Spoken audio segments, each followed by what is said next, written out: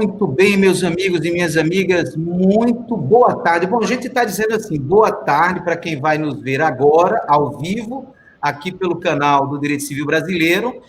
Boa noite para quem vai nos assistir depois da noite, né? Depois, também, bom dia para quem vai nos ver durante o dia também, durante a manhã.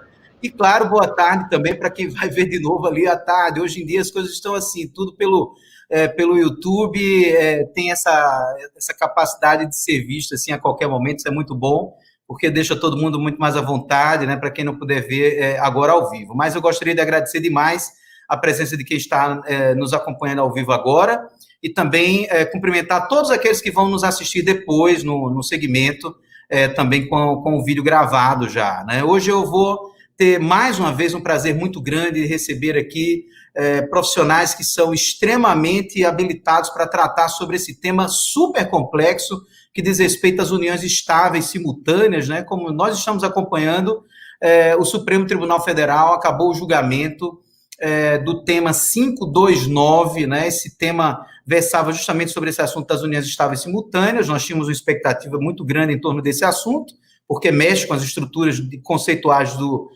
direito de família no Brasil. E, na semana passada, o Supremo encerrou esse julgamento, com todos os votos sendo lançados, numa margem apertadíssima de maioria, um 6-5, né? E para dizer justamente, para lançar a tese que a gente vai estudar aqui hoje ao longo desse nosso encontro. Para tratar desse assunto conosco aqui, estão juntos com a gente Anderson de Tomasi Ribeiro, que é advogado, vice-presidente da Comissão de Direito Previdenciário do nosso queridíssimo IBDFAM, diretor de atuação judicial do Instituto Brasileiro de Direito Previdenciário, né? Também do Instituto Brasileiro de Direito Previdenciário, portanto, assim como também do IBDFAM, consultor jurídico da Comissão de Seguridade Social da OAB do Rio Grande do Sul, também da nossa queridíssima OAB do Rio Grande do Sul, porque eu também tenho um carinho muito grande, né, instituição pela qual eu tenho um carinho muito grande, é sócio do G4, Atualização Previdenciária, articulista e parecerista. Anderson, olha, muito obrigado pela sua presença conosco aqui. Também estamos aqui na sala com Luciana Brasileiro.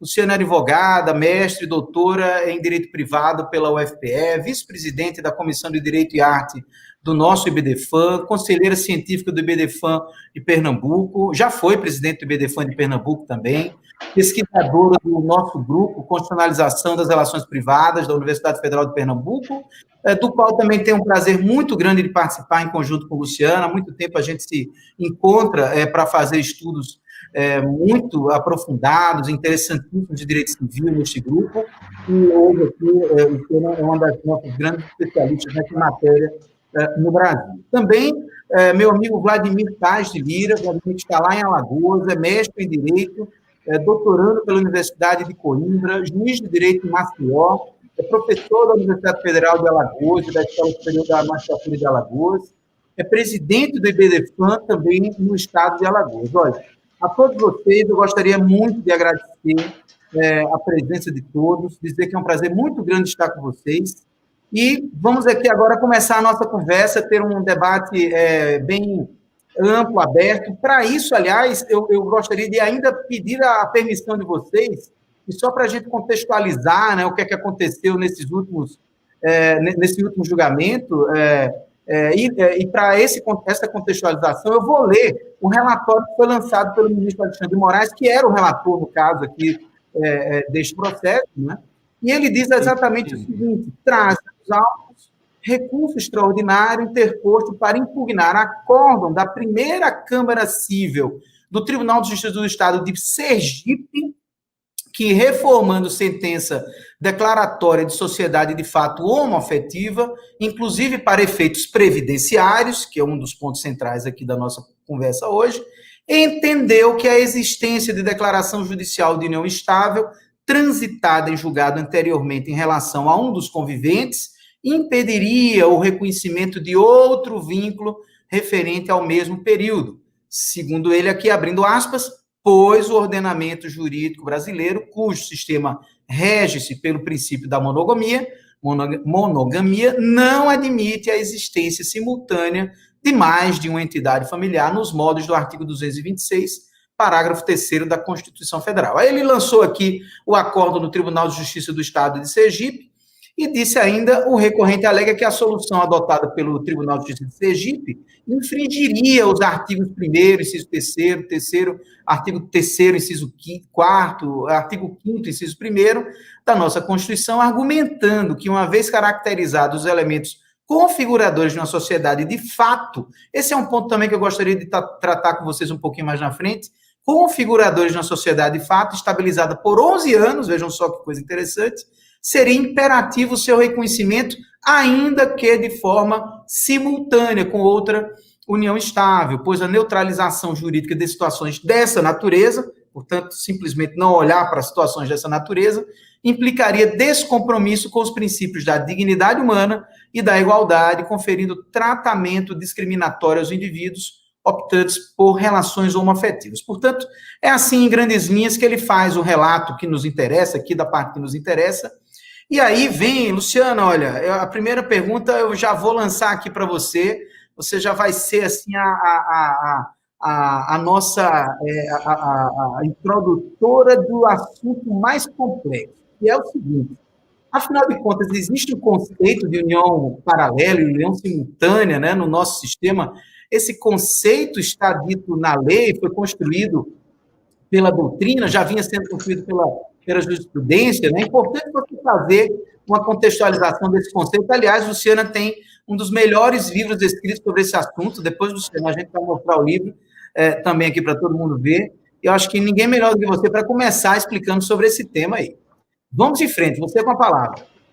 Vamos lá, boa tarde, bom dia, boa tarde, boa noite a todas e todos. Eu queria começar aqui cumprimentando o meu querido amigo Rodrigo Toscano, agradecendo pelo convite. Estar aqui no canal do Direito Civil Brasileiro é sempre um grande privilégio, seja porque a gente vai debater o direito, eu tenho certeza, com muita responsabilidade, seja porque estou aqui dividindo essa sala com pessoas muito queridas e amigos que eu tenho um carinho especial, né? Então, aproveito aqui e estendo os meus cumprimentos a Anderson e a Vlad.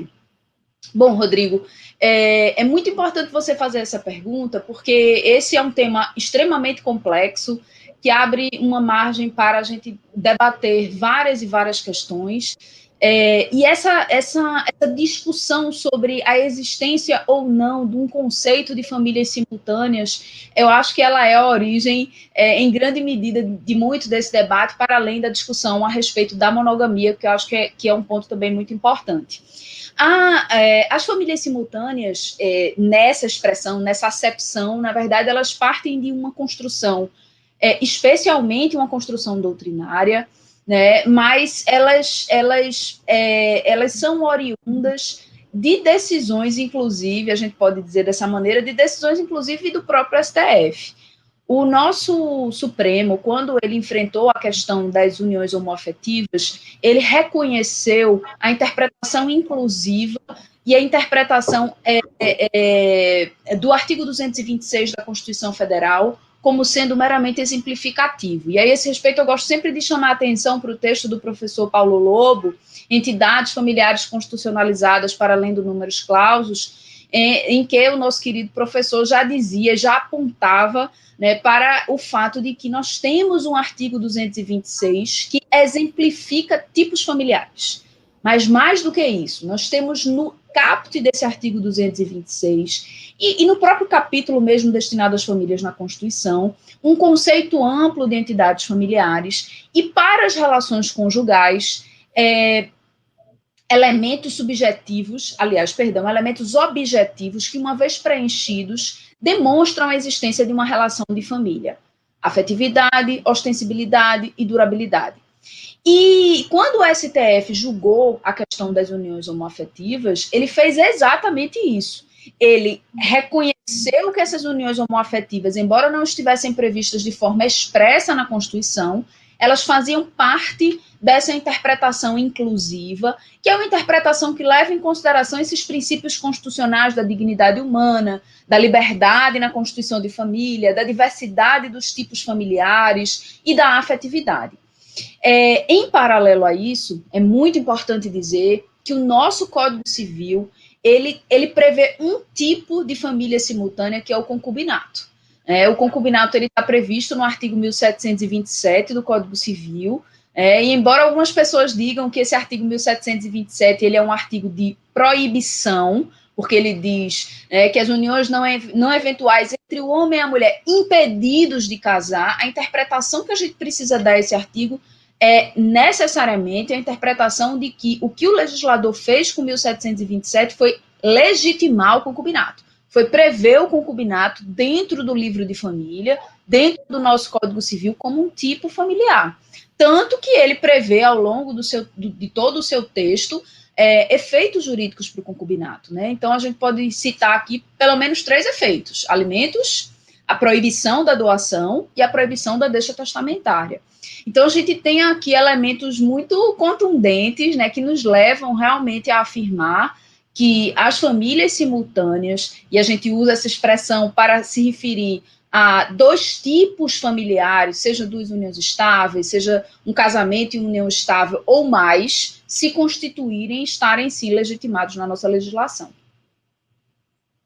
Muito bem, muito bem. Aliás, Luciana, antes ainda da gente ouvir a palavra também de Vladimir e de Anderson, eu queria lhe fazer uma provocação que eu acho que é onde está o ponto central aqui dessa história toda. Você acha que o Supremo poderia, na lei não há nada, parece que o programa há um programa monogâmico dentro do Código Civil. Quando eu trato da lei, no caso, o Código Civil, né? Você acha que o STF, ainda que a lei não trate expressamente dessa simultaneidade familiar, logicamente você tratou bem dessa questão do concubinato, ele poderia decidir no sentido oposto que ficou decidido ao final? Ou seja, você acha que os outros 5 ministros que votaram, dizendo, olha, poderia haver sim essa simultaneidade, né? Pode isso ser definido por decisão do Supremo? Nesse caso, eu quero escutar você, Vladimir e Anderson. É importantíssimo a gente ter essa opinião de vocês. Vamos lá.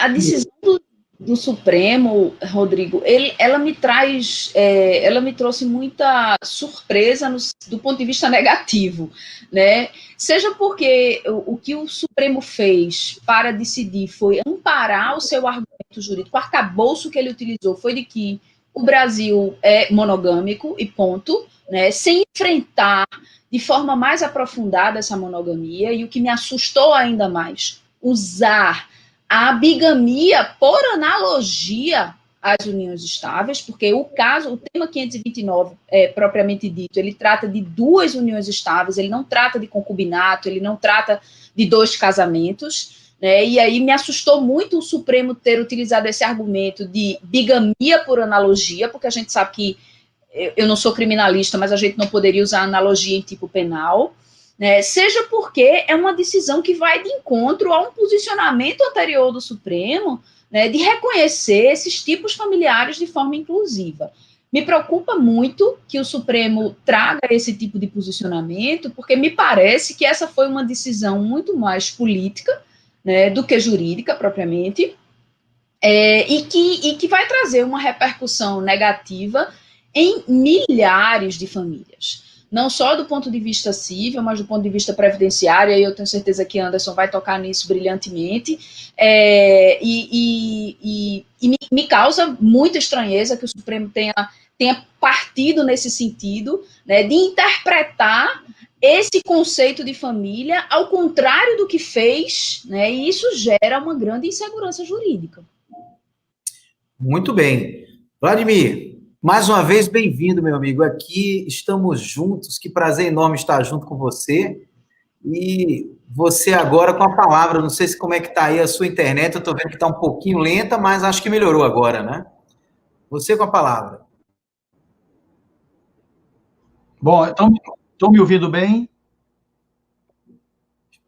Estão me ouvindo bem? Estou um pouco picotado, mas estamos indo. Vamos lá. Muito obrigado. Minha internet hoje está um pouco mais ou menos, mas Deus digo pelo convite, é uma honra estar aqui com pessoas tão gabaritadas, discutindo um assunto tão tão complexo como esse, principalmente fazendo parte da Luciana brasileira, nossa amiga Lu. Então, queria agradecer.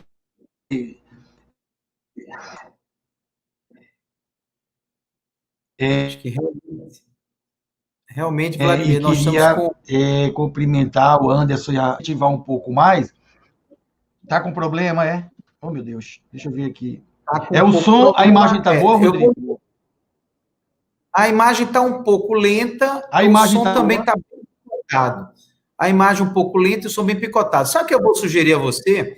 De repente, a gente escuta o Anderson e você entra pelo celular. Talvez seja o caso de pegar o 4G do celular e, às vezes, funciona bem também. Certo. Eu acho que valeria a pena. Você pode desconectar, aí Tiago vai lhe ajudando aí a fazer a recomendação. Pode, Anderson, fica bom. Então, vamos lá. Tá bom, eu vou fazer isso. Perfeito. Volta melhor, o tempo que eu voltar já fica melhor.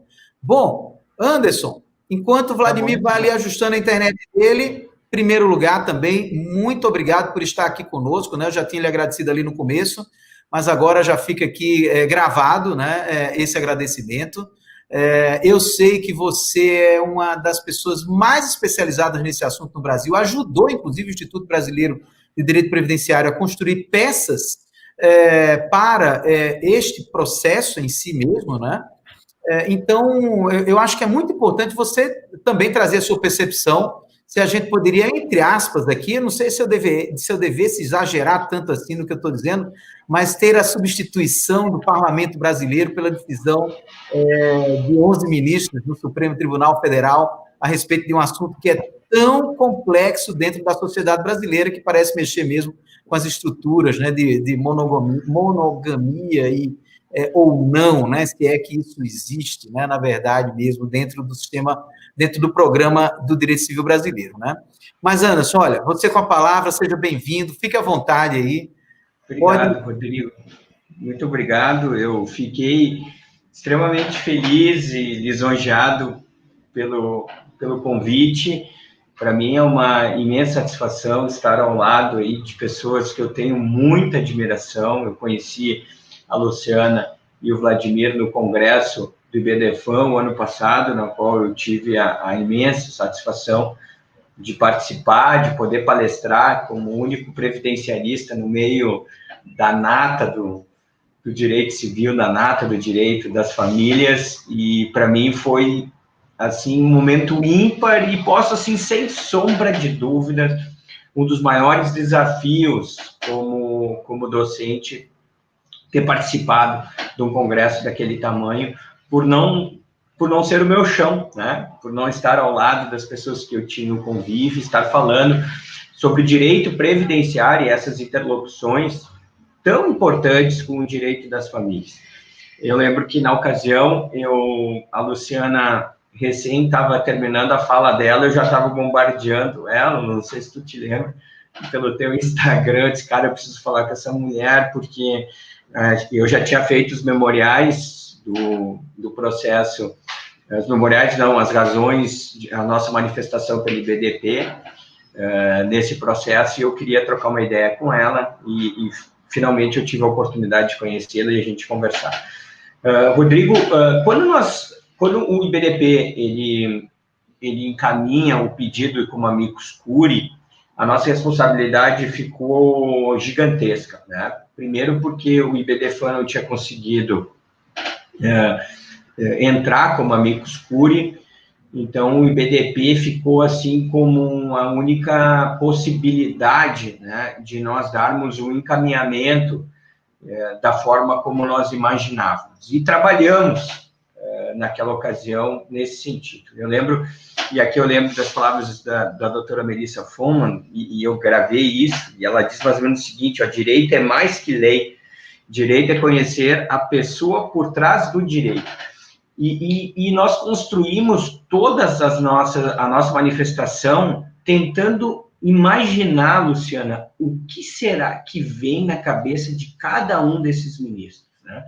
Então, algumas pessoas na ocasião, a gente já imaginava a forma como eles votariam, né? Por exemplo, o ministro Fachin já, por muito tempo, escreveu e escreve sobre direito civil, tanto é que o voto dele foi divergente. O ministro Barroso, na ocasião, fez, e aqui fica a minha dica, né, uma das sustentações orais mais lindas e mais bem organizadas que eu já vi enquanto procurador do Estado do Rio de Janeiro, nesta ação citada pela doutora Luciana, sobre o casamento e a união estável homoafetiva. Né? Eu lembro assim, ó, se tu me deixar, Rodrigo, eu consigo até dizer algumas palavras dele, de tanto que eu já vi essa sustentação oral, e eu tento utilizar ela para mim, né? Como objeto de estudo para mim, poder articular, assim, né, os encaminhamentos. Então, naquela ocasião, a minha primeira preocupação foi fazer um distinguish com um processo mais antigo do STF, que já tinha julgado, mas não era um processo de sessão, foi um processo que foi julgado na turma, onde teve, de relatoria do ministro Marco Aurélio, que teve como voto divergente do ministro Aires Brito. Então, a minha preocupação era fazer uma distinção, porque aquele primeiro processo do STF, ele tratava sobre um casamento e uma relação de união estável simultânea. Então, nós tínhamos o casamento e uma relação de união estável simultânea. Como a gente sabia que a votação, né, tinha sido contrária, a gente tentou trabalhar aqui, Luciano, a diferenciação em que pese ter uma aproximação da união estável e do casamento, dizendo que esse caso aqui é o de união estável. Ele diverge daquele posicionamento antigo do STF, que tratava sobre casamento. Então, essa foi a nossa primeira preocupação para descolar daquela decisão do STF. Não tínhamos preocupação nenhuma em relação ao fato de uma relação simultânea ser homoafetiva, até porque isso já tinha passado pelo STF, então não nos detivemos muito em relação a isso. Mas o outro ponto que nós não conseguimos fazer, porque se nós tivéssemos conseguido fazer, e aqui eu assumo assim a responsabilidade e digo a minha culpa, né, a culpa enquanto advogado atuante nesse processo, que nós não conseguimos trabalhar a autonomia do direito previdenciário nesse processo. Tanto que uma das partes das nossas razões, né, nós dividimos ela em vários pontos, Rodrigo, foi trabalhar a autonomia do direito previdenciário. O olhar desse processo, em que pese ter toda uma base construída e calcada em cima do direito civil, ele tinha que ser sob o olhar do direito previdenciário. Em determinado momento, Rodrigo, a ministra Carmen Lúcia interrompe a sessão, se não me engano, no voto do ministro Lewandowski, que diz: isso aqui é um processo previdenciário. Aqui não se trata de um olhar sobre a sucessão, uma possível sucessão ou uma possível um desdobramento familista nessa situação. Logo em seguida, a ministra Rosa Weber vota e também trabalha isso. Então, me parece que se a sessão tivesse terminado no plenário aquele dia, com a presença que naquela ocasião não estiveram presentes o ministro Fux e o ministro Celso de Mello, por isso que o ministro Dias Toffoli pede vistas do processo, eu acho que o placar teria sido outro. Por quê? Porque a maioria do debate ali ficou em torno daqueles que eram contrária à tese do relator, do ministro Alexandre de Moraes. Então, falhamos em não conseguir incutir um olhar previdenciário nesse processo. Tanto é que, se nós analisarmos os votos, ninguém fala no direito previdenciário. Se nós pegarmos esse processo, Luciana, e tu levar para a tua aula, ou vou te levar para uma aula, o pessoal vai entender, tá, mas esse processo é previdenciário ou ele é familista? Porque a Seguridade Social tem um olhar diferente em relação às pessoas que estão no seu entorno. ele tem um olhar de partilha, ele tem um olhar... Inclusive, o ministro Barroso fala isso durante o pronunciamento dele, e diz o seguinte, tá, mas importa saber quem é a primeira relação sobre o olhar previdenciário? A Previdência vai escolher de que forma quem dá. Quem é que contribuiu, nós vamos ter que mensurar quem contribuiu mais em relação à vida dessa pessoa. A Previdência não vê assim. A Previdência partilha. Né? A gente não tem como escolher, não tem como fazer aquela decisão lá, quando antes de Salomão chegar para as mães e dizer assim, então tá bom, vamos dividir essa criança no meio, vamos dar metade para cada uma. Né? Então, nessa minha primeira manifestação, Rodrigo, fica assim o meu sentimento de que não houve uma compreensão, e isso está escancarado nos votos, sobre a ausência do olhar previdenciário nesse processo.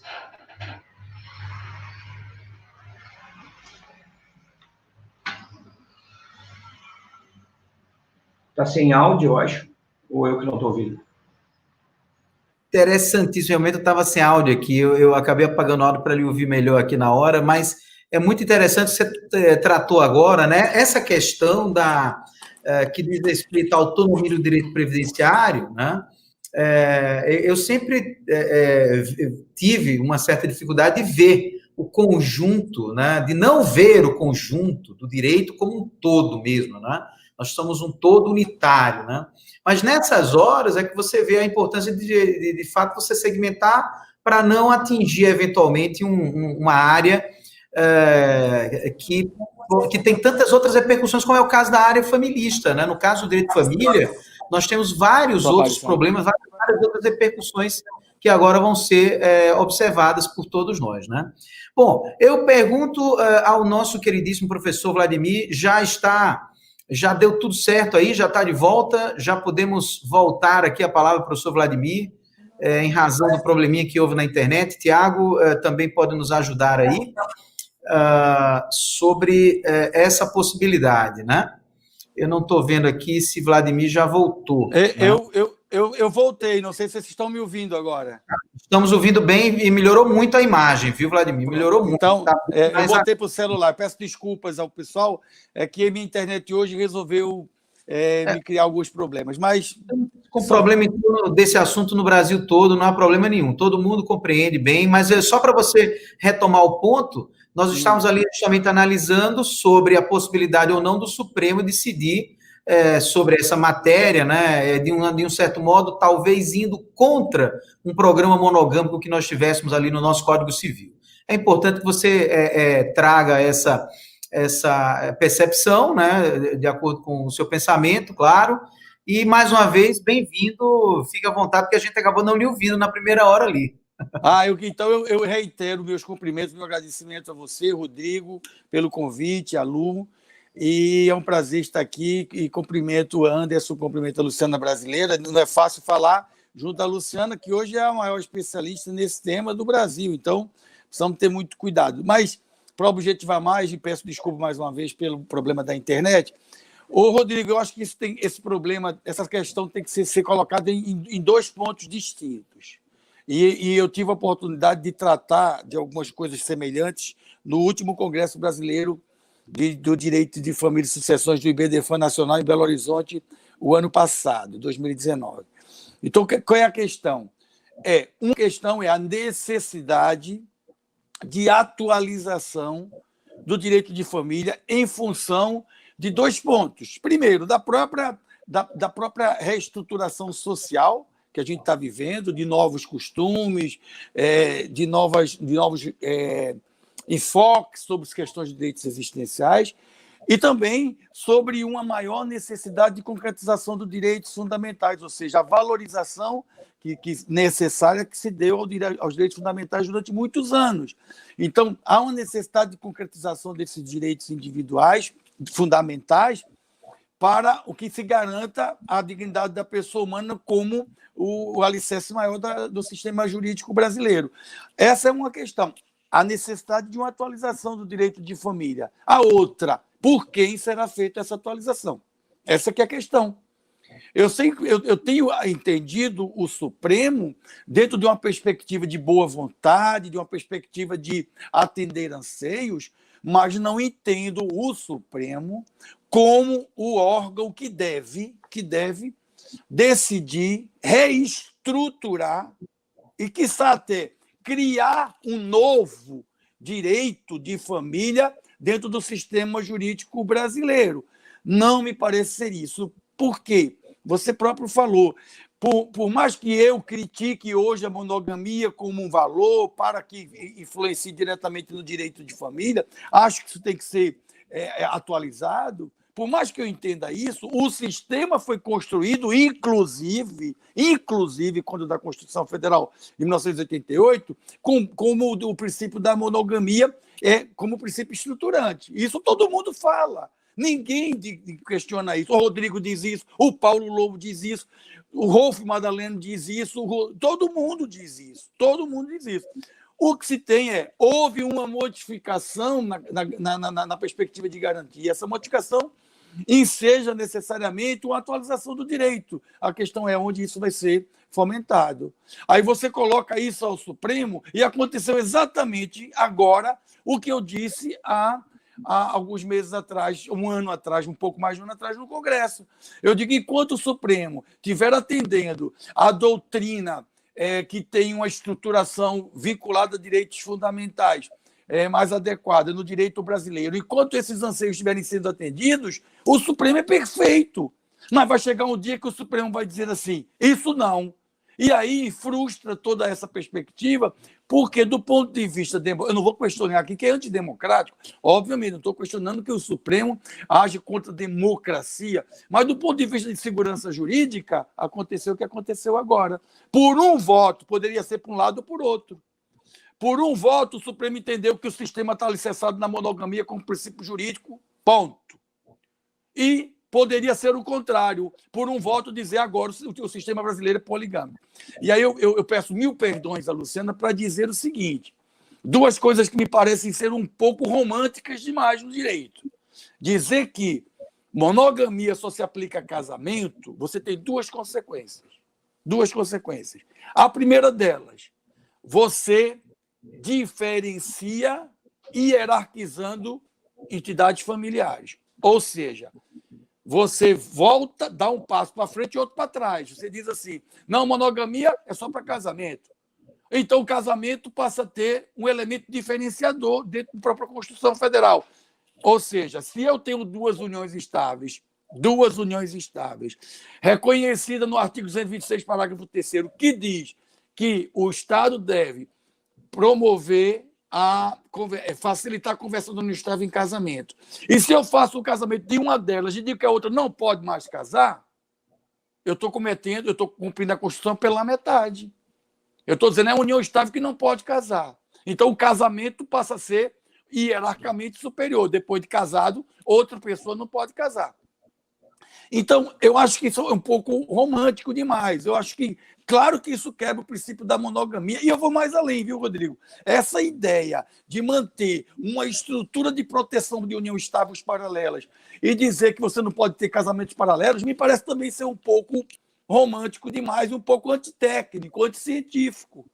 Ora, se eu estou entendendo que duas uniões estáveis podem conviver paralelamente, porque isso tem a ver com liberdade, isso tem a ver com felicidade, tem a ver com dignidade, eu preciso vencer a barreira do casamento exclusivo no Brasil, como defendem alguns autores. Então, eu posso ter dois casamentos. Qual é o problema de eu ter dois casamentos e ter duas uniões estáveis? Mas o casamento cria bigamia. Uma outra coisa romântica, bigamia é crime contra o registro público. Não me parece que bigamia é crime contra o registro público. Está lá no título do direito penal, do Código Penal, título, crimes contra a família, contra o casamento. E diz os autores de direito penal que o sujeito passivo do crime de bigamia é o Estado, em primeiro lugar, por via consequencial, são vítimas, são atacadas pelo crime da bigamia, os cônjuges prejudicados com essa dupla composição de casamento. Então, não é uma coisa que é crime contra o registro, É um crime contra a estrutura. Então, eu dou proteção pelo casamento. Se você usa a proteção do casamento e faz 2 casamentos, você tira uma certa proteção.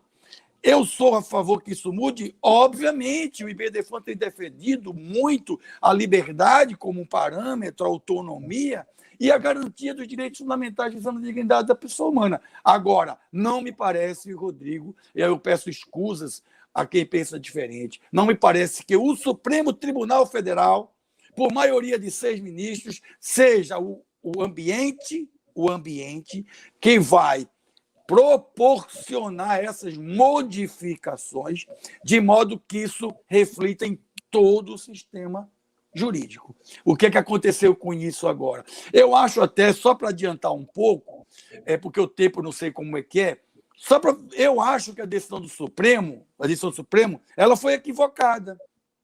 Por que ela foi equivocada? Ela não foi equivocada não por não ter aceito os efeitos jurídicos de uniões paralelas com os mesmos efeitos da união estável. Não foi por isso. Não foi por isso que eu acho que ela errou. Os fundamentos para isso não foram adequados, mas ela errou ao não ter o Supremo a humildade institucional de dizer: eu entendo que houve uma mutação de valores, a perspectiva de uma atualização do direito para a garantia de determinados direitos, porém, isso tem que ser feito pelo Congresso Nacional. Tem que haver uma modificação legislativa. O Supremo não pode entender que ele pode mudar todo o sistema jurídico. Porque se ele entende que 2 uniões estáveis paralelas, Rodrigo, têm os mesmos efeitos que a união estável do artigo 226, parágrafo 3º, eu, juiz de direito, no dia seguinte, faço 2 casamentos, porque eu vou cumprir a Constituição. Eu fiz isso em 2011, quando o Supremo, eu entendia como Paulo Lobo, que deveria ter uma regulamentação da união homossexual, embora ela teria que ser reconhecida como entidade familiar específica. O Supremo disse: ela é reconhecida com base no artigo 206, parágrafo 3º. O que é que eu fiz logo em seguida, um mês depois? Fiz o primeiro casamento entre pessoas do mesmo sexo. Por quê? Porque eu cumpri a Constituição. Se é união estável, eu tenho que casar. Então, se tem 2 uniões estáveis, eu vou fazer 2 casamentos. Por quê? Porque eu vou cumprir a Constituição. Isso quebra a monogamia, isso muda a estrutura do sistema, isso reflete em todos os âmbitos de direito, reflete. E o Supremo vai fazer o quê? Ele vai ficar analisando cada consequência dessa do âmbito não só previdenciário, como analisou, mas no campo sucessório, depois no campo eleitoral, depois no campo administrativo e assim sucessivamente, no campo tributário.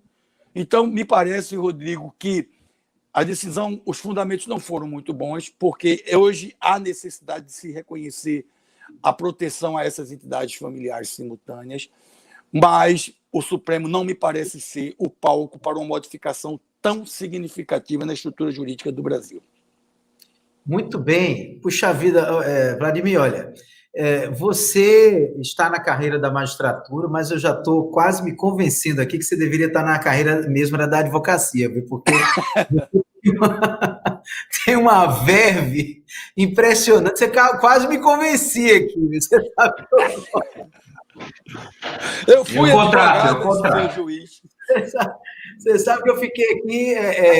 Realmente, você tratou de um ponto que eu não tinha parado para pensar mesmo. Não tem sentido. Eu, particularmente, penso como o nosso queridíssimo professor Marcos Bernardes de Mello, né, que é seu conterrâneo.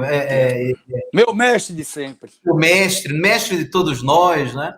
Que quando se diz que o programa é monogâmico, parece que, de fato, ele é monogâmico para qualquer instituto que a gente tenha criado de convivência, né? De fato, de convivência, não só de união estável, mas também de casamento e vice-versa. Me parece que autorizar 2 uniões paralelas ou 2 uniões estáveis simultâneas ou 2 casamentos simultâneos daria, de fato, no mesmo, como você bem explanou. Mas, veja, eu particularmente ainda tendo a achar que a gente realmente precisa dar guarida a essas pessoas que ficaram, digamos assim, à margem dessa decisão, de um certo modo. Mas esse é um assunto que a gente vai tratar um pouquinho mais na frente. Só para deixar bem esclarecido, depois desse introito que a gente fez aqui com todos os 3 convidados, né?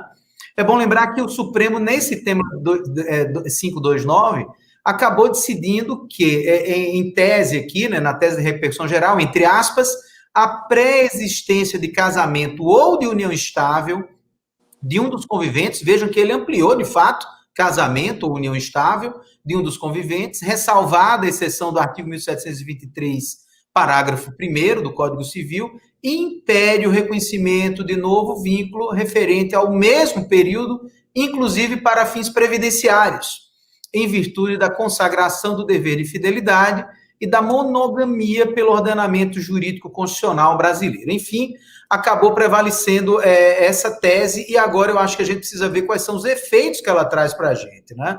Um deles que me passou pela cabeça aqui diz respeito à questão do pensionamento civil. Vejam, saindo da questão do direito previdenciário, indo ali para os efeitos civis, né? Me parece que aqui a gente tem realmente algo novo para tratar, né?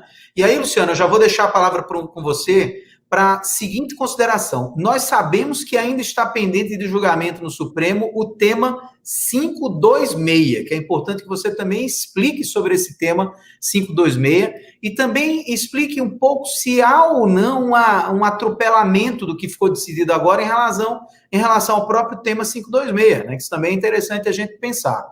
E, em todo caso, há uma questão interessante do ponto de vista do pensionamento civil, ou seja, a pensão alimentícia pedida por ex-cônjuge ao outro, né, pode acontecer uma situação interessante. Alguém que estava, por exemplo, convivendo em casamento, estava casado, né, ou mesmo em união estável, vamos considerar aqui o ponto que foi tratado pelo caso aqui do Supremo concretamente. Então, alguém estava vivendo em união estável, antes de separar essa união estável, distinguir essa união estável, já vivia em outra união paralela, vamos dizer, uma segunda união que tem começado depois, né? Aí, então, descobriu-se a traição, isso gerou o final da primeira união, o primeiro cônjuge lá pediu pensionamento ao outro, seja homem ou mulher, não estou nem entrando aqui na discussão do gênero, que também, Luciano, é importante você tocar nesse assunto, mas nem estou entrando nessa questão. Então, um pediu pensionamento ao outro, aí conseguiu o pensionamento, depois veio a separação do segundo relacionamento, que era um relacionamento paralelo até um certo ponto. Então, quem tinha relacionamento paralelo, mesmo do ponto de vista civil, ou seja, sem tocar em circunstâncias previdenciárias, também perde esse direito, né? Essa decisão, essa tese de repercussão geral do 529 vai ter esse alcance também no pensionamento civil? Luciana, importante lhe ouvir também sobre esse assunto. Vamos lá. Vamos lá por partes, né? A primeira coisa é o tema 526, que você perguntou. Esse segundo tema eu vejo como altamente prejudicado por esse julgamento do tema 529, e confesso a vocês que eu vejo ele com ainda mais preocupação, porque o tema 526, diferentemente do tema 529, ele envolve uma situação de concubinato especificamente. No tema 529, nós tínhamos duas uniões estáveis estabelecidas paralelamente. E no tema 526, nós temos um casamento e nós temos uma união estável estabelecida em simultaneidade a esse casamento. Então, se essa questão da monogamia ela já foi tão relevante para duas uniões estáveis, embora exista essa orientação monogâmica até do ponto de vista cultural, né, porque é importante a gente dizer isso, de uma maneira geral, mas ela não existe de forma expressa a partir, por exemplo, de uma tipificação penal, como existe em relação ao casamento. Imagine nesse tema de número 526. Então, eu vejo que se houve uma manifestação nesse sentido no tema 529, eu penso que o STF ou vai fulminar o tema 526, vai considerar que o tema 529 já abarcou, até porque afirmou a monogamia como sendo um princípio estruturante do direito de família, né? Ou se julgar, vai julgar no mesmo sentido, porque se julgar em sentido distinto, né, eu não consigo enxergar em que circunstâncias isso aconteceria. Essa sua pergunta em relação aos alimentos me remete à regra do artigo 1708. É muito importante a gente falar dessa questão de gênero, que você pediu que eu tocasse, Rodrigo, porque, de fato, a gente tem um Código Civil, e como o Vlad muito bem apontou, esse Código Civil, a gente precisa de uma legislação que é oxigenada do ponto de vista civil, e até, de alguma maneira, dialogando mais com a nossa Constituição Federal, porque esse código, o projeto dele é de 75, ele é anterior à lei do divórcio. Não é à toa que a gente tem aí algumas questões que são pontos de críticas constantes da gente, que é da área de direito de família, né, os artigos destinados à união estável, a questão sucessória do companheiro, que também foi recentemente pauta de julgamento no próprio STF. Mas ele é um código de 75, portanto, um código anterior à lei do divórcio, e ele é um código extremamente voltado para uma família estruturada dentro da noção do patriarcado. O casamento é visto no código como sendo, talvez, a entidade familiar maior, né, e estruturada para ser chefiada por um homem, estruturada para ser muito voltada para a questão patrimonial, e isso traz reflexos nas questões de gênero, porque se a gente for analisar, por exemplo, o que ainda tem no código em relação à separação judicial, a gente vai ver que as consequências jurídicas, elas afetam única e exclusivamente o sexo feminino. Mais do que isso, essas questões que envolvem as famílias simultâneas, elas também são uma questão importante, questão de gênero. Eu sempre digo, nas oportunidades que eu tenho de fala, né, eu sempre chamo a atenção ao fato de que a gente não tem estatísticas. Quantas famílias simultâneas tem no Brasil? Como é que a gente consegue fazer essa estatística, traçar essa estatística? A gente não tem essa estatística porque o próprio IBGE não utilizaria jamais como parâmetro, olha, você vive em união estável, vive união estável, mas a sua união estável é paralela a outra ou não? Essa estatística, a gente não tem esses números. Mas eu arrisco, aqui tenho certeza que nisso todos nós vamos concordar, eu arrisco dizer que a grande maioria das famílias simultâneas, diferente, inclusive do leading case do 529, são famílias formadas por um homem e pelo menos 2 mulheres. Essa decisão, portanto, ela afeta a vida de muitas mulheres, como, do ponto de vista legislativo e antes da Constituição Federal de 88, afetou os filhos destas mulheres que eram tratados de forma distinta, né? Eles eram discriminados, os filhos ilegítimos, né? Para não dizer aqui as expressões comuns que a gente costumava escutar. E esse artigo 1708, ele é muito reflexo desse código patriarcal. O que diz o artigo 1708? Ele é uma das previsões expressas para a ação de exoneração de alimentos. Ele diz assim: com o casamento, a união estável ou o concubinato do credor, cessa o dever de prestar alimentos. Esse artigo, ele originalmente, no projeto do código, né, ele estava previsto como sendo uma das hipóteses de sanção para aquela pessoa que, separada, portanto, desquitada, vamos supor, ou separada de fato, né, passava a viver num novo contexto familiar. E aí a gente não precisa debater isso, né? Quem é que vai ao judiciário pedir alimentos até os dias de hoje, ainda em 2020? Na grande maioria dos números, as mulheres. Se a gente fizer aqui uma reflexão sobre quantas demandas nós ajuizamos em favor de ex-companheiros, em favor de ex-cônjuges, se Vlad fizer uma reflexão de quantas vezes ele fixou alimentos em favor de homens e quantas vezes ele fixou alimentos em favor de mulheres, a gente vai chegar a essa conclusão aqui rápida e facilmente. Após a Constituição de 88, portanto, na hora em que o Código foi entrar em vigor, esse artigo passou.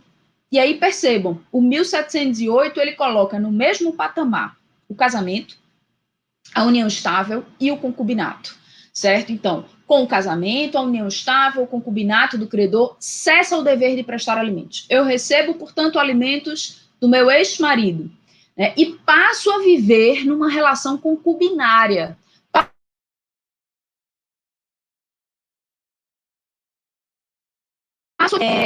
Que é casado com uma outra pessoa. Né? Então, esse homem que é casado com outra pessoa vive concubinado comigo. A lógica do artigo é a seguinte: se eu vivo numa relação concubinária, a minha dependência econômica deixa de ser do meu devedor originário de alimentos, portanto, do meu ex-marido, e passa a ser do meu concubino. Porque a lógica do direito civil é de que uma nova entidade familiar gera esse dever de manutenção recíproca. E me preocupa muito que essa decisão do STF, por exemplo, tenha essa extensão do ponto de vista do direito de família, né, porque essa é uma demanda que, aliás, digo a vocês, comumente ninguém propõe, né, e se propuser, certamente ninguém vai observar a lógica do artigo 1708, mas que também vai ser certamente objeto de debate no sentido de afirmar a monogamia como sendo excludente até mesmo desse direito que está previsto expressamente no Código. Pois é, essa é uma repercussão, é um efeito, eu diria até certo ponto perigoso, grave, né? Ele amplia demais, se é para ampliar, você veja a sua opinião, Luciana, é no sentido de que está ampliando mais do que essa questão previdenciária, até mesmo porque parece que a tese que foi fixada diz inclusive para efeitos previdenciários, ou seja, parece que ele foi além mesmo dos efeitos previdenciários, né? Vladimir, é importante também a gente lhe escutar, vamos adiante nessa questão do pensionamento civil também. Ô, Rodrigo, ô Lu, veja bem, a gente precisa ver que realmente existe um enfoque que está sendo dado. Estão me ouvindo bem? Sim, tranquilo, muito bom. Existe um enfoque que está sendo dado e que a gente precisa refletir sobre isso, eu acho. Todos os autores, eu concordo com a Lu, concordo com o Marcos Alves, quando fala que a monogamia ela foi um princípio que veio subjugar as mulheres. Inclusive, Lewis Morgan, que é tratado pelo Andy, já dizia que a monogamia não surge como reconciliação entre homem e mulher, muito pelo contrário, pela subjugação em função de que o sistema antes era poliândrico. A mulher é que tinha vários homens. A Lu colocou um dado importante, a grande maioria. Aí eu lhe pergunto, na verdade, o seguinte, a quem interessa a poligamia? Veja bem, por que eu estou dizendo isso? Porque você tem que analisar a poligamia sobre todas as dimensões. Você tem uma mulher que está numa união simultânea posterior e que precisa ser protegida. Mas você vai ter consequências negativas para outra mulher de uma relação anterior, ou de uma relação de casamento ou de união estável, talvez mais antiga e tal. Então, veja bem, quando eu digo que a poligamia a monogamia tem que ser quebrada, você tem que ver em todas as dimensões. Então, quando você fala alimentos, por exemplo, eu vou mais além, viu, Lu? Além de a grande maioria, na verdade, o que é que vai servir a poligamia, a princípio? Para dizer que o homem agora, oficialmente, ele vai ter várias mulheres. Ponto. Porque dificilmente você vai ter uma mulher com vários homens. E que ele oficialmente vai ter várias mulheres. Porém, aquelas mulheres que, porventura, estão sendo protegidas, trazidas à proteção por serem uniões simultâneas, elas estão dividindo com outra mulher os benefícios dessa patrimoniais, sucessórios e previdenciários da relação com esse homem. Então, sempre vai haver alguém alguns direitos fundamentais podem ser mitigados. Você imagina, por exemplo, o Rodrigo, uma mulher que os filhos são maiores,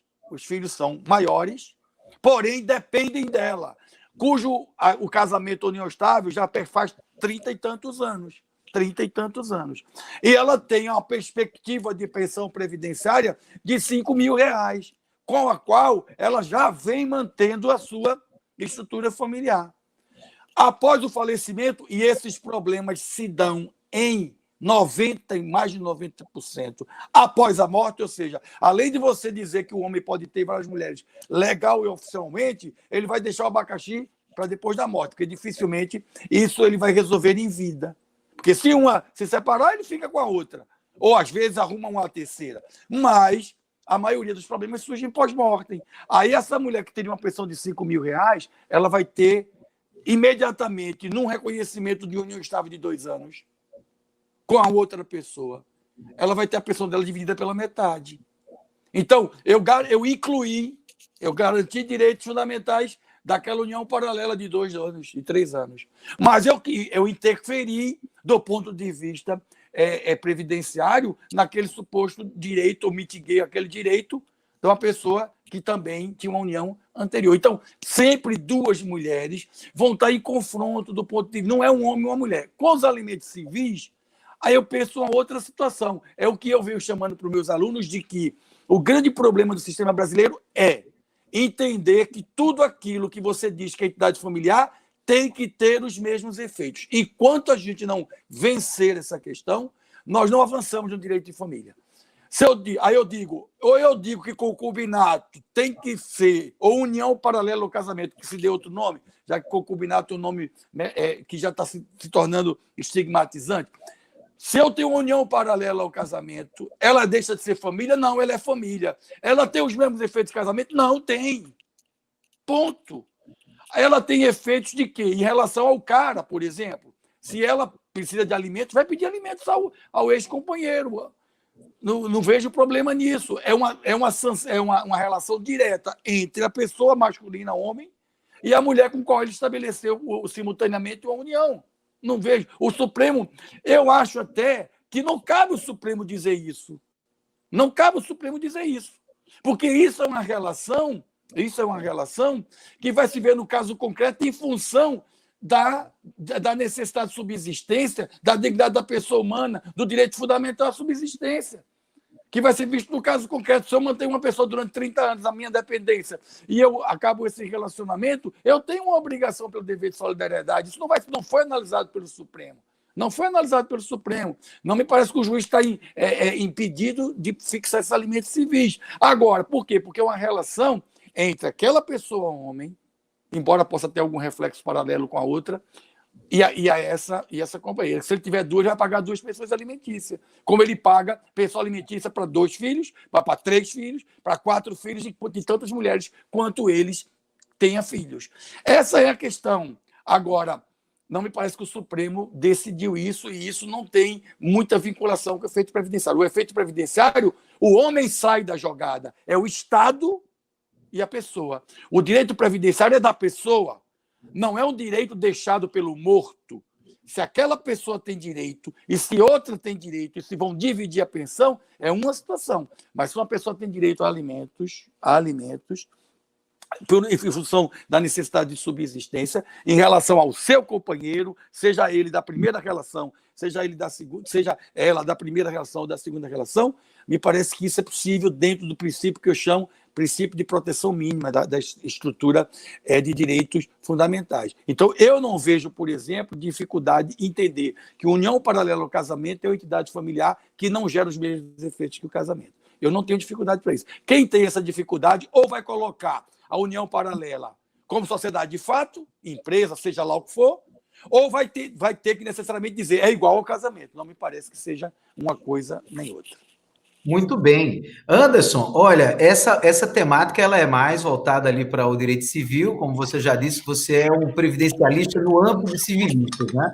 Mas é claro que você está com a palavra para você também perceber e nos trazer a sua percepção sobre esse assunto. Pode seguir à vontade. Obrigado. Mas a gente fica anotando as coisas aqui, fica aprendendo com eles, isso é muito importante. Alguns pontos que me chamaram a atenção no voto, e aí ouvindo o Vlad falando sobre o garantismo jurídico, inclusive o ministro Napoleão Nunes Maia Filho tem uma obra muito interessante sobre isso, né? E infelizmente deixou-nos agora o STJ, fez a última sessão a semana passada, uma pessoa que sempre levantou a causa previdenciária e levou sempre muito a sério. Se nós verificarmos mas não está na lei essa situação, mas o Supremo, em várias oportunidades, e o STJ também, eles acabaram deixando de lado o disposto no Código Civil e embasando as suas decisões única e exclusivamente na Constituição Federal. Se nós analisarmos essa decisão e tu pegares quantas vezes foi citado o Código Civil nessa decisão, na fundamentação dela, e quantas vezes foi citada a Constituição Federal nessa fundamentação, tu vai ver que a Constituição Federal parece que ela passa batida. Porque toda a decisão foi em cima da monogamia. Toda a decisão foi em cima da monogamia. A Constituição Federal, por exemplo, vocês lembram em algum momento desse acórdão que ele cita o artigo 201, inciso 5º da Constituição Federal? O inciso 5º da Constituição Federal do artigo 201 é a base da pensão. ela vai dizer para quem tem que ser paga a pensão por morte. Pensão por morte, né, do segurado homem ou mulher, cônjuge ou companheiro e dependentes. E dependentes. Quem são os dependentes? Dependente pode ser a mãe?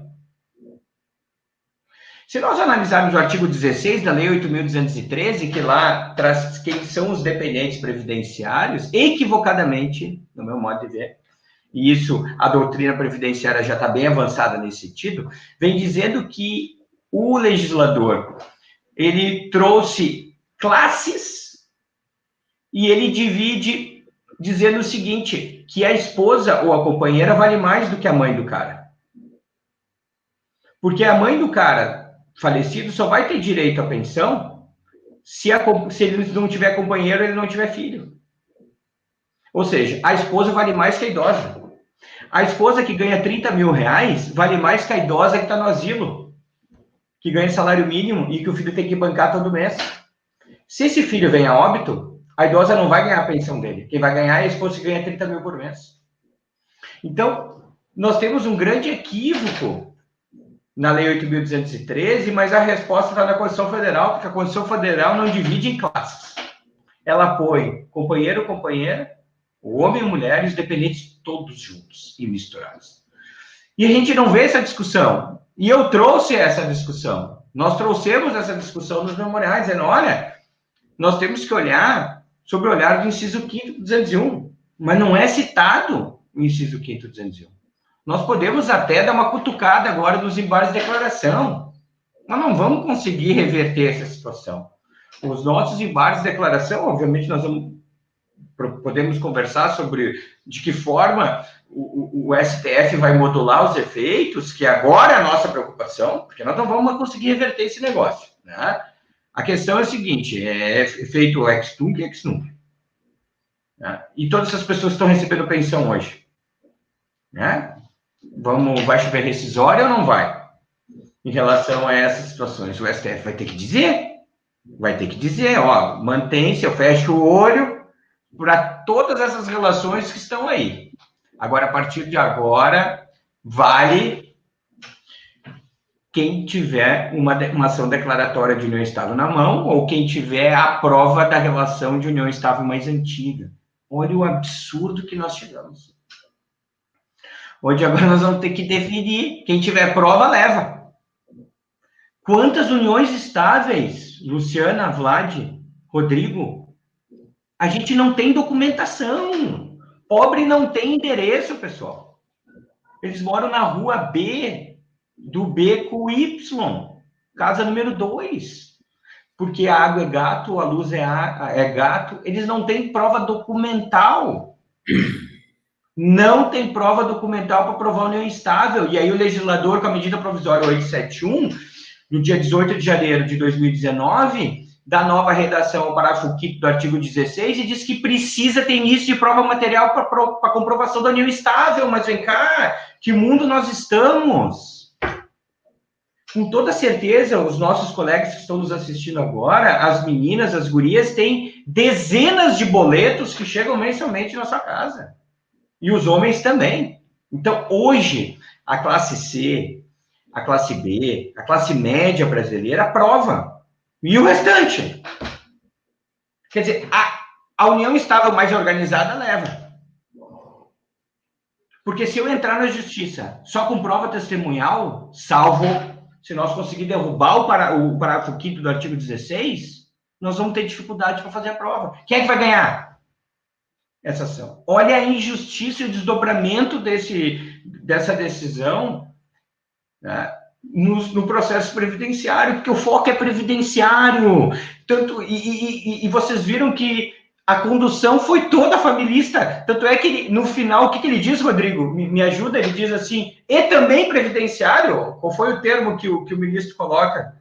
Pois é, aqui na tese que ficou... Isso, na tese, como é que ficou? A preexistência de casamento de união estável de um dos conviventes, ressalvada a exceção do 1723, parágrafo 1º, aquela questão da separação de fato, né, você está tranquila, impede o reconhecimento de novo vínculo referente ao mesmo período. impede o reconhecimento de novo vínculo referente ao mesmo período, inclusive para fins previdenciários.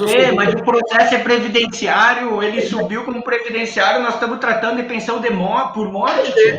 Você está tratando de um tema interessantíssimo. Na hora que a tese ficou inclusive previdenciário, é porque ela ampliou, não é só previdenciário. Mas para que ampliar? O Supremo tem mania de ampliar, assim como a Turma Nacional de Formação. Para que ampliar? Não é esse o objeto do processo. Verdade. Essa foi minha luta desde o início, tia. Desvirtuou totalmente. Nós estamos discutindo monogamia. Verdade. Nós não estamos discutindo dependentes. Nós não estamos discutindo a fundamentação, né, o fundamento da Previdência Social. E aí, Vlad, quando a gente dizia que, olha, não está na lei, mas olha aqui, ó, eu trago 2 casos de cabeça agora no STF e um do STJ. A questão da possibilidade da união estável do casamento homoafetivo, que estava no Código Civil, e o STF dá um novo entendimento. O segundo caso, que tem desdobramento previdenciário, a filiação socioafetiva tem desdobramento previdenciário. Está lá no artigo 16 também, da 8.213. Mas aí vem a emenda condicional e diz assim, pasmem, parágrafo 6º do artigo 23 da emenda condicional, desculpe desvirtuar, mas eu já volto de novo, porque aqui também é um momento de desabafo, se vocês me permitem, com a emenda condicional 103 da reforma da Previdência. São filhos, o menor tutelado e o enteado. E eu pergunto, e a criança e adolescente sob guarda? E o filho socioafetivo, a gente faz o que com eles? Os invisíveis? O que nós vamos fazer com essas crianças, tia? O Supremo vai ter que definir. Mas está na lei dizendo o que é. Então, eu acho que a gente, em determinados momentos, Vlad, a gente precisa, mesmo que a legislação diga o contrário, de uma manifestação, claro, né, nesse momento, contrária aos nossos interesses ou ao nosso entendimento. Tá? Mas foi dada uma interpretação, para mim, extremamente fora do objetivo desse processo.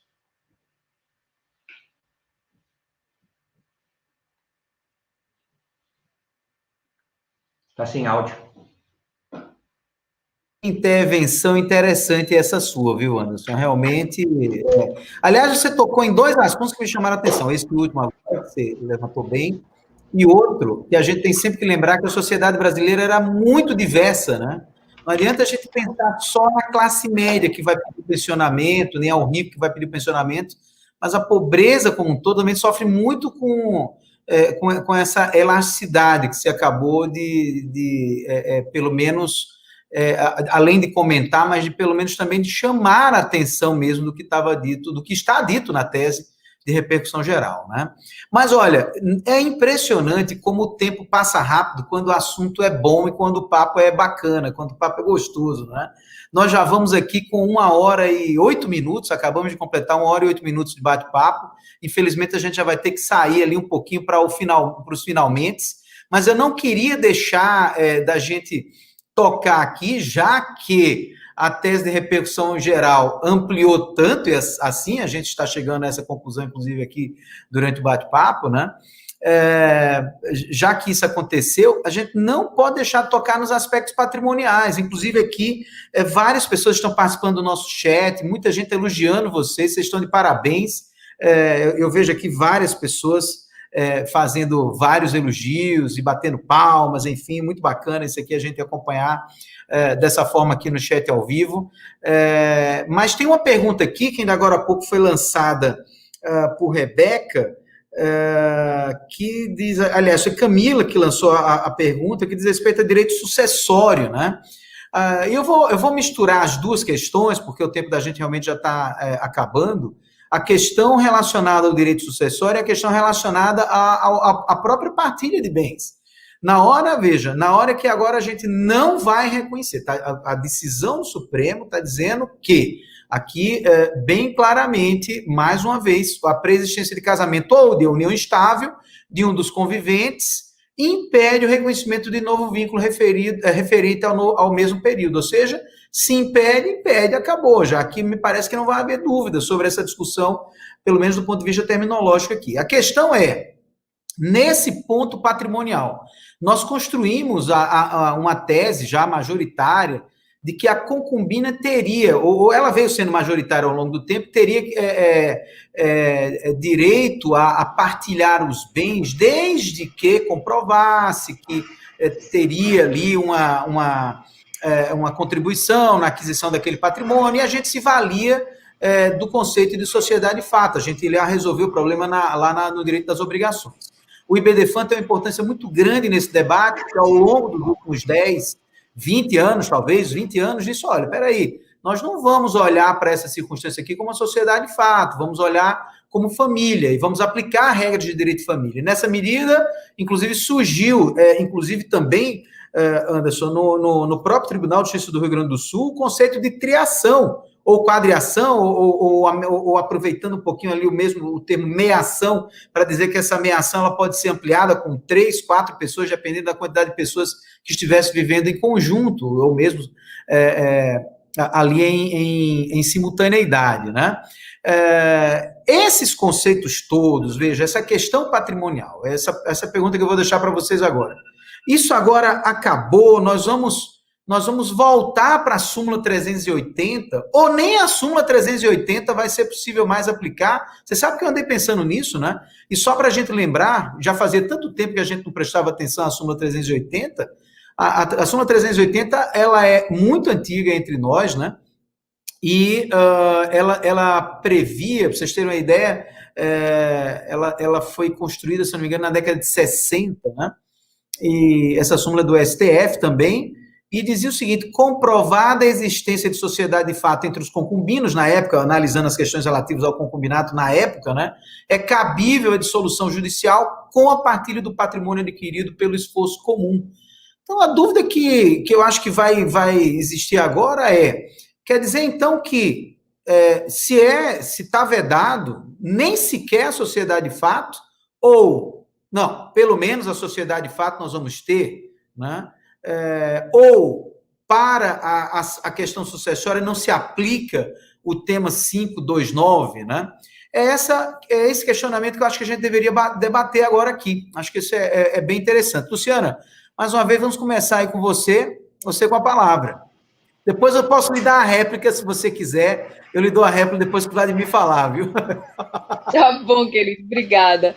Então, eu acompanho o Anderson nessa preocupação da modulação da decisão, porque me parece que a tendência vai ser o STF definir que aquela decisão ela tem efeitos em todos os sentidos, patrimoniais, sucessórios, familiares e previdenciários, né? Não deveria ser assim.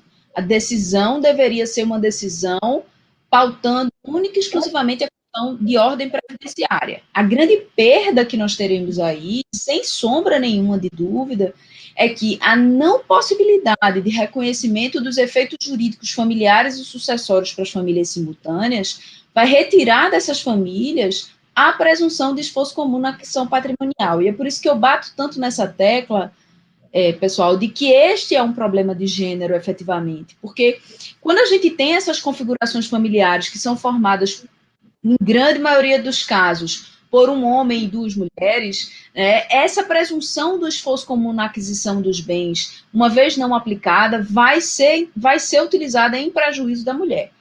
Isso porque a gente tem ainda um problema estrutural do ponto de vista da sociedade que faz com que a mulher seja aquela pessoa que vai abrir mão da sua carreira profissional na grande maioria das vezes para cuidar da casa, para cuidar dos filhos, ou investir menos na carreira profissional. E esta mulher ainda, em configurações conjugais, tá? Não estou falando aqui em família monoparental, obviamente, em configurações conjugais, quem termina muitas vezes contribuindo muito menos do ponto de vista direto na aquisição patrimonial. Eu não acredito que a gente vai ter como afastar a aplicação da súmula 380 e me parece até que ela virá como uma espécie de consolo. Olha, vamos voltar a usar a súmula 380, vamos voltar a discutir isso do ponto de vista da sociedade de fato, por conta da vedação ao enriquecimento sem causa que a gente tem expressamente no nosso Código Civil. Então, não tem como a gente não não discutir, no mínimo, a divisão desse patrimônio, ainda que ele esteja adstrito à prova da participação direta na aquisição de determinados bens. Mas eu vejo com muita preocupação isso, porque sei que o efeito desta decisão será devastador na vida de muitas mulheres, né, que terão ali aquele seu patrimônio familiar comprometido, em razão dos efeitos dessa decisão. E aí, quando eu falo efeitos, e eu acho muito importante a gente refletir sobre isso, né, ainda que a modulação da decisão não seja no sentido de estender esses efeitos, a gente sabe que existe uma tendência muito grande aos magistrados decidirem, levando em consideração essa orientação cultural monogâmica. Essa orientação ela está extremamente presente, por exemplo, nos julgados do STJ, antes do julgamento do tema de repercussão geral. E quando eu estou falando aqui em julgamento, eu não estou falando só em julgamento do processo, mas em julgamento da pessoa. A decisão ela foi, por exemplo, propagada na mídia como sendo a amante não tem direito à pensão por morte.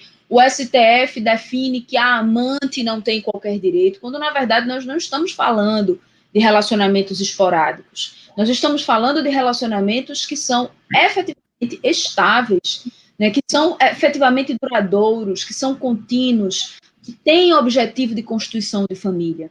Então, me preocupa muito que o efeito dessa decisão venha a ser cultural, inclusive. Cultural no sentido de voltarmos a viver num tempo, né, ou escancarar-se um pouco mais esses pré-julgamentos de que essa mulher ela é considerada uma ameaça à família, ela é a destruidora dos lares, que culturalmente as pessoas temem tanto essa figura. Então, eu achei excelente essa sua provocação, Rodrigo. Eu acho que, inclusive, essa discussão ela merece até um debate só para ela. Eu queria muito ouvir a sua opinião também, porque acho que é muito importante também você colocar a sua opinião, e acho sim que a súmula 380 vai voltar a ser discutida. Isso é bem provável, bem provável. Eu quando terminou, todo mundo terminar, eu vou dar uma pequena pitada também aqui de opinião em torno desse assunto, né? Vladimir, você com a palavra, meu amigo.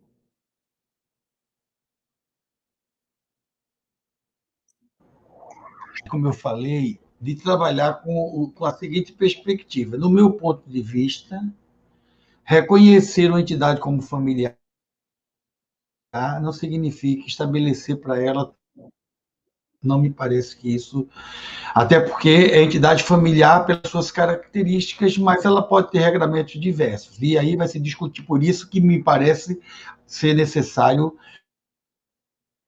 um sistema legislativo que não só decida, seja a decisão do Supremo. Veja como é complicado uma mudança de um sistema através de uma decisão judicial. Porque eu lhe pergunto, e aí talvez eu vou deixar até uma deixa para o Anderson aqui. Essas pessoas que foram supostamente... Vai ter ação rescisória, sim, monte. Para quem tem tempo de ação rescisória. Quem não tem, vai haver relativização de coisa julgada? Porque transitou em julgado isso. O Supremo está decidindo agora. Agora, o juiz vai decidir de um jeito sobre um efeito Supremo, para cada efeito, uma ação? Como é que vai ser isso? Então, a questão patrimonial, como eu entendo dessa facilidade, eu sempre entendi que uma das hoje concubinato como entidade familiar é dizer que, por ser entidade familiar, o patrimônio, para o patrimônio constituído no ambiente do concubinato, o esforço é presumido. É presumido no concubinato, aquela casa comprada para a família do concubinato, aquelas estruturas patrimoniais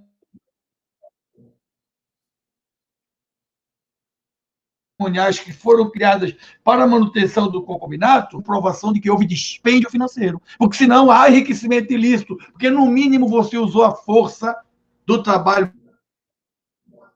do trabalho de uma forma geral daquela concubina, da estrutura fornecida pelaquela concubina para a construção daquele patrimônio. Se você prova, melhor. Então, as consequências patrimoniais... Agora, eu não posso entender, por exemplo, que você teria como consequência, por exemplo, dizer que passa a ser uma sociedade de fato. Não passa a ser. Agora, enquanto não, o que é que nós temos que brigar?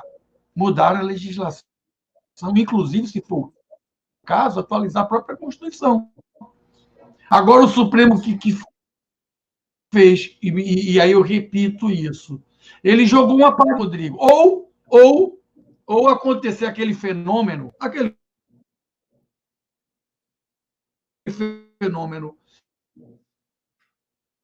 que acontece aqui, vem uma crítica velada, está bem claro, para eu não entrar no inquérito do dragão do mundo todo, né? Para eu não entrar no inquérito aberto pelo Supremo, que é o dragão do mundo todo, eu quero deixar bem claro que isso aqui é acadêmico.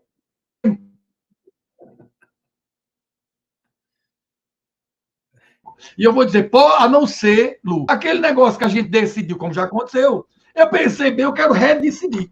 Bota em pauta de novo aí para a gente mudar, a não ser que aconteça isso. Que já aconteceu, né? Bicho, eu me arrependi do meu primeiro entendimento. Vamos ser constitucional. Eu espero que eles não digam que vai ser uma emenda constitucional e inconstitucional, né? Porque aí seria. Aí você mata padre Calmeiro.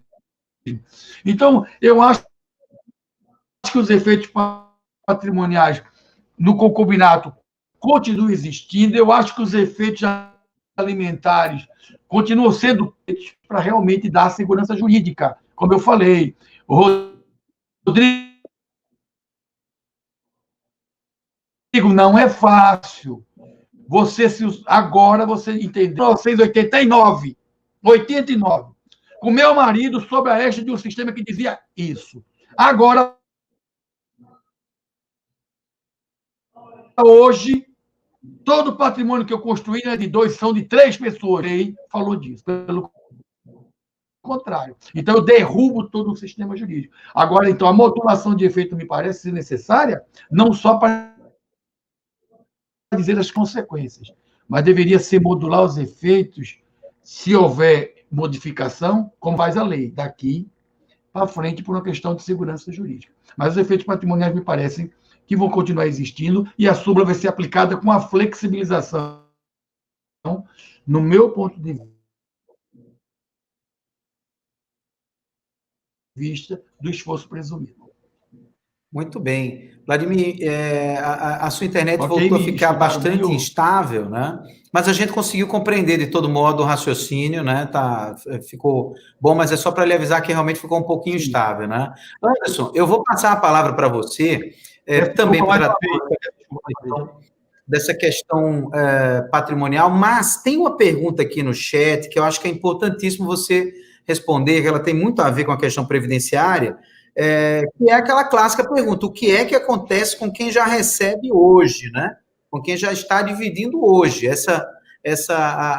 Quando a declaração é de inconstitucionalidade, o efeito é ex tunc, né? Portanto, pegaria todo mundo, né? Há também uma outra, não me parece que é o caso aqui, né? Não há, aqui estava sendo julgado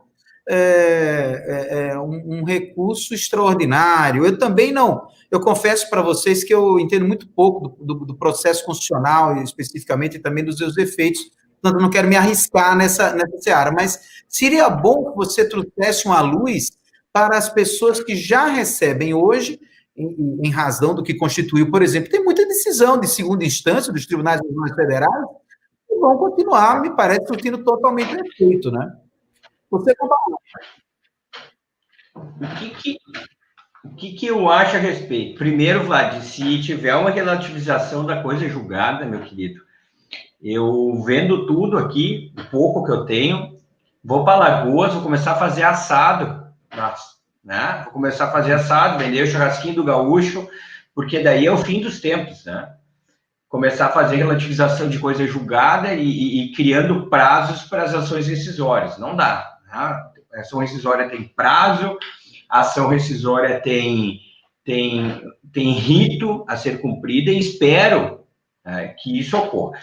Vamos, Rodrigo, a tua pergunta do colega é bem pertinente, porque daí me vem agora em mente o tema, se eu não me engano, é o tema 503 do STF, que tratou sobre a desaposentação. Tá? Se nós pegarmos como o STF já enfrentou essa matéria anteriormente. Na caso da desaposentação, que eram pessoas que utilizaram um tempo de contribuição pós estar aposentado, para somá-los ao tempo que levou eles a se aposentar, aí ele renunciava o direito da aposentadoria antiga, somava o tempo posterior e se aposentava novamente. Tá? Nesses casos, o que o STF fez com as tutelas que foram antecipadas e os benefícios que foram implementados? Ele disse o seguinte, olha, não devolve nada, simplesmente cancela o benefício daqui para frente. Tá? Nós estamos enfrentando esse mesmo problema no tema 709 do STF, que aguardamos a decisão dos embargos de declaração, se o STF vai trabalhar da mesma forma como ele fez no 513. Me parece, da leitura do voto do 709, sim, será isso. Se o STF manter esse entendimento, o que ele poderia fazer? Né?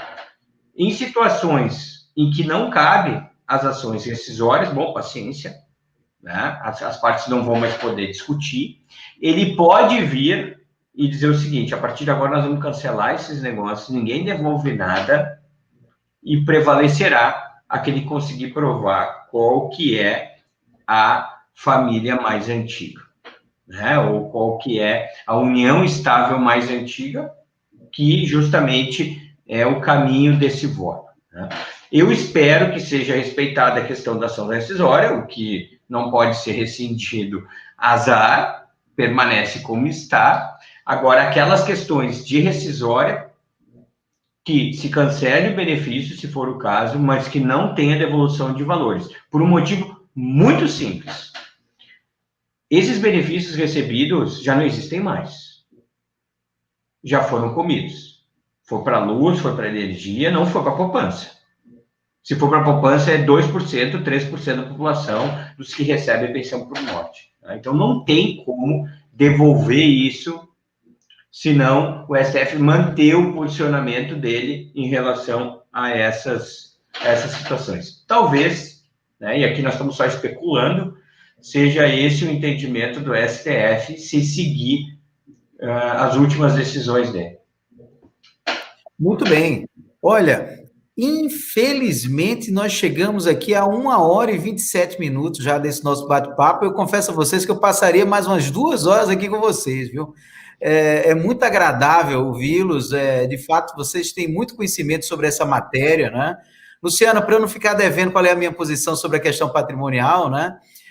Eu vou começar a interpretar o seguinte, claro que eu vou fazer uma ressalva aqui grande, nós estamos ainda nos primeiros impactos da tese 529, né? Mas, mais uma vez, eu vou ler aqui só para ficar certo do que eu estou pensando sobre esse assunto, certo? Vejam, a preexistência de casamento de união estável de um dos conviventes, ressalvada a exceção do 1424, impede o reconhecimento de novo vínculo referente ao mesmo período, inclusive para fins previdenciários, em virtude da consagração do dever de fidelidade e da monogamia pelo ordenamento jurídico constitucional brasileiro. Portanto, não me parece realmente que, se for levar aqui ao pé da letra o que nós estamos vendo na tese de repercussão geral, não vai se reconhecer mais uniões paralelas, seja de qual for o instituto jurídico de direito de família, casamento, união estável, ou mesmo outro instituto que a gente venha a criar ou imaginar mesmo, diante dessa pluralidade que a gente trabalha com ela, né? E, realmente, eu acho que a gente vai ter que voltar a trabalhar com a tese da súmula 380, né? Inclusive, é sempre bom a gente lembrar que em 2018, o STJ, não estou aqui agora com o julgamento do recurso especial pelo STJ, o STJ já vinha voltando com essa súmula 380 para dizer, lá naquela discussão da súmula 377, né? Para dizer o seguinte, olha, tudo bem, aqui há um regime de comunhão parcial, como se fosse comunhão parcial, aquela súmula tal 377, que diz que no regime de comunhão legal é comum os bens adquiridos na constância do casamento. Mas já tinha dito em 2018, não faz muito tempo, agora completou 2 anos esse julgado, ele é de junho de 2018, que devesse aplicar a súmula, aquele mesmo raciocínio da súmula 380, dizendo exatamente com quanto você havia contribuído para aquele patrimônio, né? Portanto, me parece que aqui a gente vai voltar realmente para esse ponto, né?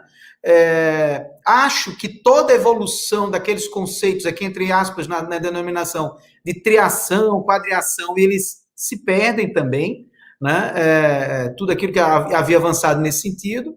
E quem for viver agora em união paralela, que não está proibida, evidentemente, apenas o que a tese do 529 está dizendo quem estiver vivendo em união paralela não vai ter aplicação de direito de família, vai ter aplicação de direito obrigacional por conta da regra geral da impossibilidade de enriquecimento sem causa, né? Que é aquilo que Vladimir agora há pouco levantou. Também seria realmente demais a gente não ter pelo menos o freio da impossibilidade do enriquecimento sem causa, né?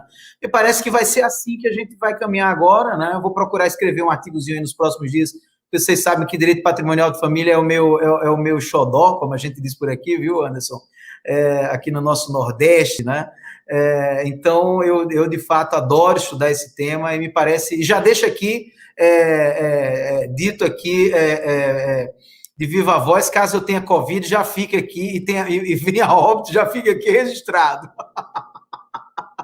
Bom, pessoal, eu vou dizer uma coisa a vocês, eu queria continuar escutando vocês todos, mas eu vou só pedir uma coisa, que vocês se despeçam, vou dar 1 minuto para cada um, que a gente já passou do tempo, eu sei que tem as pessoas também, todo mundo aqui parabenizando, todo mundo dizendo que está bacana, isso é muito bom. Luciana, você com a palavra para as considerações finais, depois Vladimir e depois Anderson. Vamos nessa. Obrigada, querido. Na verdade, só agradecer a oportunidade de estar aqui nesse espaço tão importante que é o canal do Direito Civil Brasileiro. Você sabe que eu sou a maior fã desse canal, eu sou muito entusiasta, você presta um serviço importantíssimo, quanto mais tratando de um assunto que me é tão caro e dividindo esse espaço com amigos que eu respeito tanto, que são tão queridos, que me são caríssimos. Deixar aqui o meu beijo, o meu abraço, o desejo de um bom final de ano para todos e a todas, recomendar que cuidem-se e te dizer que eu estou sempre à disposição. Espero que a gente volte a debater isso sempre. Eu não estou com o livro aqui, mas eu abri aqui o Instagram da professora Luciana. Aliás, pessoal, não esqueçam de olhar o Instagram da professora, da professora Luciana, @lubrasileiro, né? Não deixem de checar lá. Olha aí, hoje eu não estou com o livro aqui, Luciana, mas eu tenho meu livro, inclusive, infungibilizado por você, porque tem a sua dedicatória, né? Olha aí, Vladimir já está com o livro também, né? Muito bacana, um livro muito bom, que debate seriamente esse aspecto muito importante para todos nós, né? Também está infungibilizado, viu, Vladimir? Estou vendo aqui. Esse ninguém tem igual. Vladimir, você com a palavra. De participar desse seu canal, você, como disse a Lu, é um cara que tem agregado, somado muito ao direito civil do Brasil. Eu acho que traz sempre discussões muito sensatas, uma pessoa, inclusive, ia ter um reflexo muito grande no direito sucessório, que vai acabar não tendo, né, em função dessa decisão. Eu acho até que fico triste. A gente andou, viu, Lu? Quando a gente já estava lá fuçando uma modificação, a gente recebe um retrocesso desse. Esse é o perigo de depender dessas questões. Mas eu queria agradecer enormemente. Foi uma honra estar aqui com a Lu, com o Anderson, com você, Rodrigo. Estou dentro dessa decisão, dentro dessa, a gente possa extrair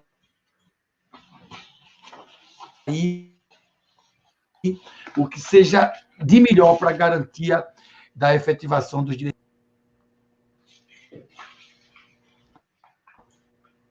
Estou sem áudio. Áudio. Muito obrigado também, Vladimir. Não esqueçam também de olhar... A minha internet não está muito boa, né?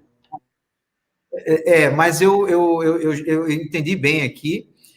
O Instagram do professor Vladimir também, Vladelira, W-L-A-D-E, Lira, Vladelira, também está lá, para depois acompanhar a movimentação aí do professor Vladimir, de Paz de Lira, meu grande amigo há muitos anos. Professor Anderson, com a palavra, meu amigo. Queridos, muito obrigado, Lu, Rodrigo, Vlad, por essa oportunidade. Eu aprendo muito com vocês. O livro da Luciana não está aqui, porque eu sou nômade, Rodrigo. Eu passo uns dias numa cidade, depois passo no outro, mas não tem uma mulher em cada porto. Tá? Mas o meu livro está lá no escritório. Não está autografado. Quem sabe no próximo evento eu me dê a honra, né, de autografá-lo. Agradeço imensamente essa oportunidade de ter esse espaço previdenciário no meio dessas pessoas fantásticas. Parabéns pelo canal, parabéns e muito obrigado a todos, que tenhamos um final de ano cheio de luz, muito amor do coração e saúde. Obrigado. Com certeza. Anderson, eu estou vendo aqui no seu Instagram, só para também todo mundo acompanhar depois, @Anderson de Tomasi Ribeiro, né? Inclusive apareceu várias vezes aqui durante a nossa transmissão. Mas eu vejo também, e só porque eu não estou localizando aqui, que nós temos o Instagram do G4 atualização. Não Isso, G4 atualização.